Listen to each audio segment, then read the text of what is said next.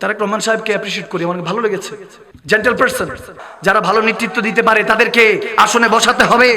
মায়ের জানাজাতে চাইলে অনেক কিছু বলতে পারতো, আমার উপর এটা হয়েছে ওটা হয়েছে, নো। স্ট্রিট কার্ড বলেছেন, যেটা সাধারণত আমরা বলে থাকি। আমার মার কাছে কেউ টাকা পয়সা পেলে, ঋণ থাকলে আমার কাছে আসবে, আমি দেওয়ার চেষ্টা করবো ইনশাআল্লাহ। আর অজান্তে যদি আমার মা কাউকে কষ্ট দিয়ে থাকে ক্ষমা করে দিবে, কথাটা বলে নেমে গিয়েছে। এখন যারা পলিটিক্স করে, যারা করে না, সবাই ওনাকে ভালোবাসা শুরু করছে। ইজ্জতের মালিক কে? আমি বললাম না, আমি কোনো এখানে ক্যাম্পাসার করিনি, আমরা নবীর গোলাম। আমি ভালো জিনিসের অ্যাপ্রিশিয়েট করতে জানি। আমি এই কথাটা এই জন্য বললাম, যেখানে লিডার সাহেব বসে আছেন এই জন্য না, আমি এই জন্য কথাটা বললাম যাতে আপনাদের আকল ঠিক হয়। 17-18 বছর পর যদি আমাদের আকল না ঠিক হয়, এই একটা লাস্ট চান্স যাচ্ছে। ভালো মানুষকে কদর করতে শিখুন, ভালো মানুষকে জায়গা দিতে শিখুন। নেতৃত্ব দেওয়া এত সহজ না। যারা ভালো নেতৃত্ব দিতে পারে তাদেরকে আসনে বসাতে হবে। এখন এই ব্যাপারে কথা বলার কেউ আছে? নাই, নো ওয়ান, কেউ নেই। আমাদের ওসমান হাদিকে মেরে ফেলেছে, কেউ আছে বিচার করার? কেউ আছে? জোর যার মূল লোকটা, এরকম অবস্থা হয়েছে। আমি অ্যাপ্রিশিয়েট করি তারেক রহমান সাহেবকে। আমার গণতন্ত্রের সাথে লেনা দেনা নাই, আমি মদিনার সনদে বিশ্বাসী, খেলাফতে বিশ্বাসী। আমি জানি কোন একটা সময় সারা পৃথিবীতে ইসলামের পতাকা উড়বে ইনশাআল্লাহ। নাসরুম মিনাল্লাহি ফাতুন করিম, মুসলমানদের জন্য বিজয় রেখেছেন কে? এখনই সময়, আর বারবার সময় আসবে না। ওলি আল্লাহদের উরুস শরীফ থেকে এটাই এলান। ওই যে বললাম যে হুজুরে পাক আমাদেরকে এটা শিখিয়েছেন, ওই যে মাজার তালাশ করা, মাজার শরীফকে তালাশ করা, মুসা আলাইহিস সালামের সুন্নাত, ওই সুন্নাত সুন্নি মুসলমানরা এখনো ঠিক রেখেছে। ওলি আল্লাহদের কাছে যাই যে এটা আল্লাহর হুকুমে যায়, আল্লাহর হুকুমে যায়। এখন দেখি ওরস বিরিয়ানি বিক্রি হয়। What is the meaning of ওরস বিরিয়ানি? এটা উরুসের বরকতে ওরস বিরিয়ানি। এখানে কি ওরস বিরিয়ানি বিক্রি হয়? নাউযুবিল্লাহি মিন যালিক। আস্তাগফিরুল্লাহুল আযীম, আস্তাগফিরুল্লাহুল আযীম। এগুলো থেকে ফিরে আসেন। ওই গরু তবরক ওখানে বিক্রি করলে কোনো মজা আসবে না। মজা এখানে ওলি আল্লাহর কারণে আসে, কোরআন সুন্নাহর বয়ানের কারণে আসে, চোখের পানি যে ঝরে আশেকদের মিলাদ ও কিয়ামের কারণে আসে।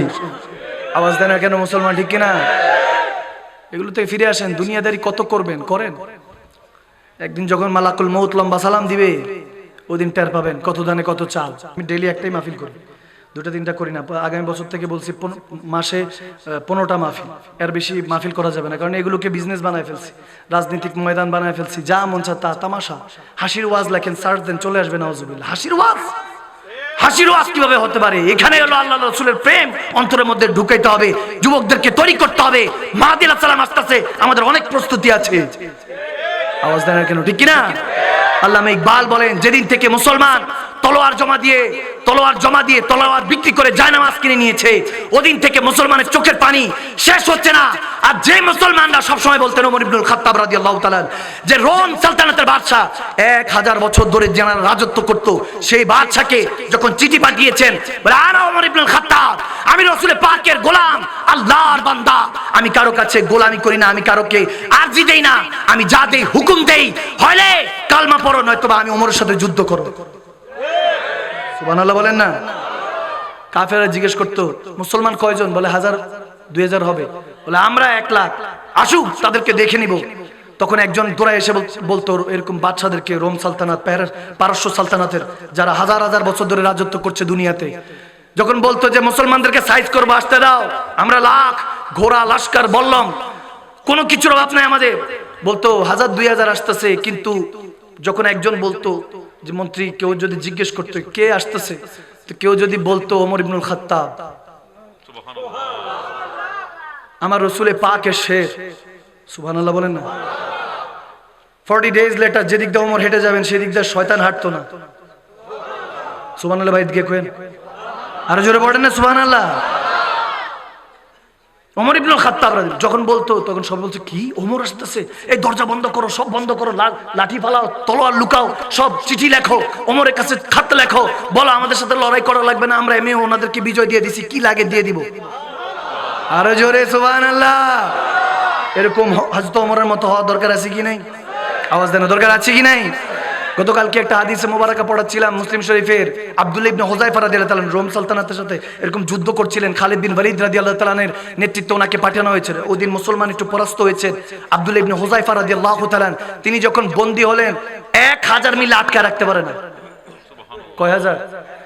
1000। আল্লাহু আকবার। 1000। 500 এদিক টান দেয়, 500 এদিক টান দেয়, এরকম গর্জন। সবাই বলে কি খায় এরকম শক্তি? সুবহানাল্লাহ বলেন না? রাজার কাছে পেশ করেছে রোম সালতানাতের বাদশা, বলতেছে এত শক্তি, জাঞ্জির দিয়া শিকল দিয়ে বাতো। বলে শিকল এই পর্যন্ত কয়েকশো ভাঙছে।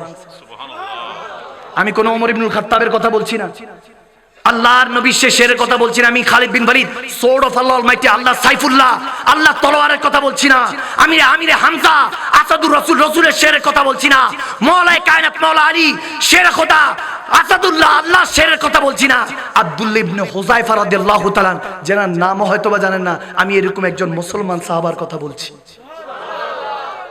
যেনাদের কথা শুনেন তেনারা না, যেনাদের কথা হয়তো বা মাত্র নাম শুনছেন অনেকে, ইল্লা মাশাআল্লাহ ওলামায়ে কেরামরা চিনেন, হয়তো আপনারা চিনেন না। হুযায়ফা বিন ইয়ামানি রাদিয়াল্লাহু তাআলা সাহেবজাদা খালিদ বিন ওয়ালিদ রাদিয়াল্লাহু তাআলা, গতকালকে পর্যন্ত এটা নিয়ে কনফিউশন ছিলাম, দূর করে দিয়েছেন আল্লাহ, আলহামদুলিল্লাহ বলেন না।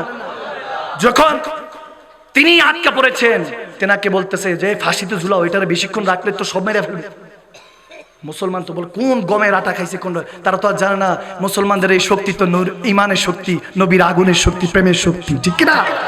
এটা তো আল্লাহর দেওয়া কুয়াতে পারওয়ারদিগার, আল্লাহর দেওয়া শক্তি তাকাত যখন আল্লাহর হয়ে যায়। হ্যাঁ দস্ত তো দস্ত हमने दरिया भी ना छोड़ा हमने, हाँ जुल्मे कुफर में हर दौर घोड़ा दौड़ा दिया हमने, আমরা কোনো কিছুই ছাড়ি নাই, যত জুলুম দেখেছি ওইখানে আমরা ঘোড়া নিয়ে রওনা হয়েছি, ঠিক কি না? সাদ বিন আবি ওয়াক্কাস রাদিয়াল্লাহু তাআলা আমার হুজুরে পাকের মামা যান, ইয়ারমুকের যুদ্ধে যখন হাজার তেনার সামনে লাখো পারস্য সালতানাত, এখন খালিদ বিন ওয়ালিদ পাঠিয়েছেন, হযরত ওমর পাঠিয়েছেন খালিদ বিন ওয়ালিদকে রোম সালতানাতে, আর পারস্য সালতানাতে ছিলেন সাদ বিন আবি ওয়াক্কাস রাদিয়াল্লাহু তাআলা, তিনি ওই সাইডে ছিলেন। আমার নবীর মামা জানের কথা বলছি, সুবহানাল্লাহ। যিনি যেনার কথা বলছি উনি চট্টগ্রামের বন্দর নগরী হয়ে তিনজন সাহাবা নিয়েই ওই জায়গায় গিয়েছিলেন। বাংলাদেশের যারা অক্সফোর্ড, মানে প্রাচ্যের অক্সফোর্ড, আমাদের ঢাকা ইউনিভার্সিটিতে যারা গবেষণা আছে, আমি ওখানে একজন অধ্যাপক আমার বাবার সাথে দেখা হয়েছিল, উনি আমাকে দেখাচ্ছেন, হুজুর খুব একটা মজার বিষয় দেখবেন। আমি বললাম কি? দেখাচ্ছেন যে আজ থেকে প্রায় 1400 বছর পূর্বে নবীজির হুকুমে নবীজির মামাজান সহ তিনজন সাহাবা বাংলাদেশে, এখন নবীজি আসেন নাই কিন্তু নবীজির সাহাবা, নবীজির মামাজান হুজুরে পাকের রক্ত আহলে বায়াত চট্টগ্রাম দিয়ে আসছে। কি চট্টগ্রামবাসী খুশি হন নাই মনে হয়? এবার বুঝছেন কেন এটাকে বন্দর নগরী বলা হয়, কেন এত বরকত বুঝতে পারতেছেন? নবীজির খানদানরা এসেছেন, সাহাবায়ে রাসূলরা এসেছেন, সুবহানাল্লাহ বলেন। এখান দিয়ে হয়ে ওনারা চীন দেশ হয়ে তারপর গিয়েছিলেন, ওই যে বলছেন না জ্ঞান অর্জনে চীন দেশে যাও নবীজি, এই জন্য ওভাবে গিয়েছেন। তো ওটা বারহালা, ওটা অন্য বিষয়। আমি বলছিলাম লাখের কাছাকাছি মুসলমানরা কেউ সাহস পাচ্ছে না সাদ বিন আবি ওয়াক্কাস রাদিয়াল্লাহু তাআলাকে যখন বলতেছে এখানের মধ্যে কি কোনো মা কোনো শের পয়দা করে নাই নাকি, মুসলমানদের মধ্যে কি কোনো শের দিলওয়ালা নাই, যখন বলতেছে, এখন দেখতেছে মুসলমানদের মধ্যে যারা একটু কমজোর মুসলমান, দেখে এখানে তো খালিদ বিন ওয়ালিদ নেতৃত্বে নাই, সাদ বিন আবি ওয়াক্কাস আছে, এজন্য তারা একটু দুর্বল হয়ে গেল। কারণ খালিদ বিন ওয়ালিদ যেই যুদ্ধে যেতেন সেই যুদ্ধে আল্লাহ ফতুহাত নসিব করতেন, বিজয় দান করতেন, সুবহানাল্লাহ। এখন সাদ বিন আবি ওয়াক্কাস রাদিয়াল্লাহু তাআলা তো সাহস পাচ্ছিল না, বলে যাবে কি যাবে না, দেখেন হুজুরে পাকের মামা যান, আল্লাহু আকবার। আমরা তো এই দেশে মামু বাগিবিনা মিল্লা দেশটা আবাদ করছি, শাহজাল ইয়ামানি, শাপন ইয়ামানি, ঠিক না রাদিয়াল্লাহু তাআলা আনহুমা। তো সাদ বিন আবি ওয়াক্কাস রাদিয়াল্লাহু তাআলা যখন এই কথা শুনলেন যে ওখানের মধ্যে লাখো, বলতেছে কেউ নাই, তিনি ঘোড়ার পিঠের মধ্যে একটা বাড়ি দিলেন, বাড়ি দিয়ে তলোয়ারটা বের করে একা রওনা দিয়েছেন, সুবহানাল্লাহ বলেন না। একা দেখে কসম করে বলছি হাদিসে এসেছে, ইমাম বায়াকি বর্ণনা করেছেন, আব্দুল হক মুহাদ্দিস দেরবি রাদিয়াল্লাহু তাআলা তিনিও বর্ণনা করেছেন যে সাদ বিন আবি ওয়াক্কাস রাদিয়াল্লাহু তাআলাকে দেখে ওই লাখো কাফের মনে করতেছে যে কয়েক লাখ আসতেছে, সুবহানাল্লাহ বলেন না। দস্ত তো দস্ত हमने दरिया भी ना छोड़ा हमने, हर बहरे जुल्मात में ঘোড়া দরা দিয়া हमने, সুবহানাল্লাহ। আল্লামা ইকবালের কাসিদা। তো এই জন্য বললাম ভাইরা আমার, শেষ কথা ওই যে বললাম আব্দুল্লাহ ইবনে হুযায়ফা, শেষ হাদিস, শেষ কথা। আমি জানি আপনাদের কষ্ট হচ্ছে, আমি আর কাউকে কষ্ট দিব না, কারণ কথা বলতে থাকলে অনেক কথা আসে, মূর্খ মানুষ তো ওই খালি কলসি বাজে বেশি, আমারও কলসি খালি বাজেও বেশি, আল্লাহ হেফাজত করুক, আমিন বলেন, আমিন বলেন না, আমিন বলেন না। আমার কথা প্রায় শেষ।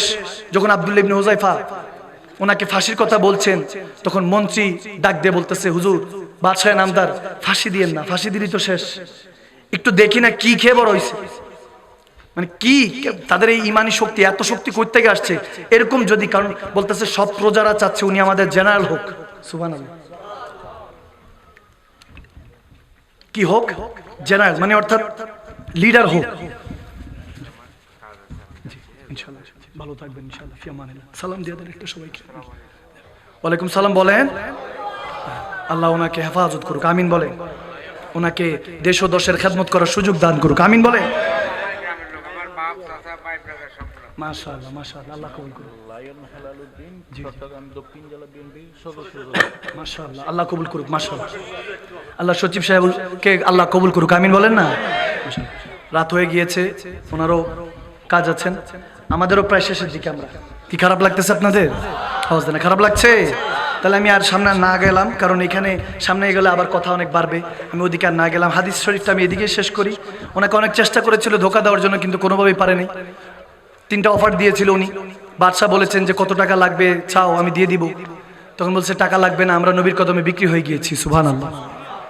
দ্বিতীয়টা যখন বলতেছে ঠিক আছে আমি বাদশাহ, আমার পরে যে কোনো পজিশন আঙ্গুল দেখাও, আমি দেখাই দিব, ওটা দিয়ে দিব।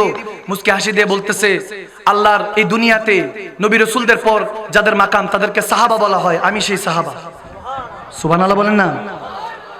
তো অনেক চেষ্টা করেছে, পারে নাই। পরে যখন ওনাকে বিশাল বড় এক ডেকজির মধ্যে ওনাকে ফুটন্ত তেলের মধ্যে নিক্ষেপ করবে,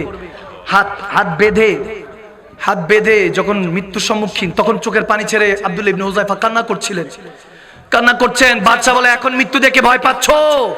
বল না রে বাদশা, ভয় পাচ্ছি না, ভাবতেছি একটাই জান, এটাই নবীর নামে কোরবান করার কথা ছিল, এখন কোরবান হতে যাচ্ছে। সুবহানাল্লাহ। হায় হায়, ইশকের তারানা অন্য বিষয়। সাহাবায়ে রাসূলদের জিন্দেগি, শ্রেষ্ঠ মুর্শিদের শ্রেষ্ঠ মুরিদদের কথা বলছি ভাইরা আমার। এখন ওই মুরিদও নাই, ওই মুর্শিদও নাই, যত আসল তত নকল। আল্লাহ তাবারক ওয়া তাআলা এই দেশ ও জাতিকে হেফাজত করুন। খেতাবাতের নিয়ত আমি আর নিয়ত করেছি যে আল্লাহ 5-7 বছর করবো, এরপর আর করবো না, কারণ এগুলো সব বিনোদন হয়ে গেছে। এখন আর খেতাবাত, আমি নিজেও মূর্খ মানুষ, আস্তে আস্তে গুছিয়ে আনতেছি। হুজুর গৌসে পাক আব্দুল কাদের জিলানী রাদিয়াল্লাহু তাআলা তিনি সবসময় যখন বয়ান করতেন, আরব দেশে যাওয়ার পর উনি বয়ান ছেড়ে দিয়েছিলেন আরবদের অবস্থা দেখে। তো আমার নবী খাবে এসে হুজুর গৌসে পাককে বলতেছে, আব্দুল কাদের বয়ান কেন করো না? বলে ইয়া রাসূলুল্লাহ, আরবরা তো একটা বোঝার আগে 10টা বোঝে, এনাদের তো জ্ঞান বেশি, আমি বাগদাদের মানুষ। তখন কামলিওয়ালা নবী বলতেছে, তুমি বাগদাদের মানুষ না, তুমি রাসূলুল্লাহর মানুষ, তুমি রাসূলে পাকের আমার আওলাদ। লোয়াবে দাহান 7 বার দিয়ে দিয়েছেন, খাওয়াই দিয়েছেন। সুবহানাল্লাহ। হুজুর মুবারক, থুতু মুবারক, লোহাবে দাহান মুবারক। হুজুর গৌসে পাক যখন তেনাকে 7 বার খাওয়াই দিয়েছেন, তিনি বেলায়েতে শাহেনশাহ হয়ে গেছেন। সুবহানাল্লাহ, বাদশাহ হয়ে গেছেন। পরের রোজই শের খুদা আলী খাবে এসে বলতেছে, বেটা তো তু মেরা ভি হ্যায়। সুবহানাল্লাহ। মওলা আলী বলেন, তুমি তো আমারও আওলাদ। তিনি আবার 6 বার লোয়াবে দাহান খাওয়াই দিয়েছেন। সুবহানাল্লাহ। তো হুজুর গৌসে পাক আব্দুল কাদের জিলানী রাদিয়াল্লাহু তাআলা, আলামে বেদারির কথা সবাই বুঝবে না, বলতে লাগলেন, ইয়া আলী, হুজুর আপনি 6 বার দিলেন, হুজুরে পাক তো 7 বার দিছে। তখন মওলা আলী বলতেছে, হুজুরের সমান সমান তো হওয়া যাবে না। সুবহানাল্লাহ। সাহাবাদের আকীদা বলতেছে। আর আমরা এমন অবস্থায় আছি, সাহাবারা খাবে এসে বলায় নবীর সমান কেউ হতে পারবে না। আর নবীজিকে আমরা নিজেদের মতো মনে করি। নাউজুবিল্লাহ। শাকল ভি দেখা है खुद का, নিজের চেহারা আয়নাতে দেখো বান্দা। তোমার পাসিনা থেকে, তোমার গরমকালে তোমার জেসেম থেকে যখন ঘাম বের হয়, নাকে টিপ দিতে হয় পাশে যদি কেউ বসে। আর আমার নবীর ঘাম মুবারক উম্মে আয়মান জমা করে নব দুলহা দুলহানের মাথায় দিয়ে দিতেন, যাতে মেশক আম্বরের খুশবুতে ঘর ভরে যায়। সুবহানাল্লাহ। मैं तो बीमारे नबी हूँ। MBN TV একটি ইসলামিক ইউটিউব চ্যানেল।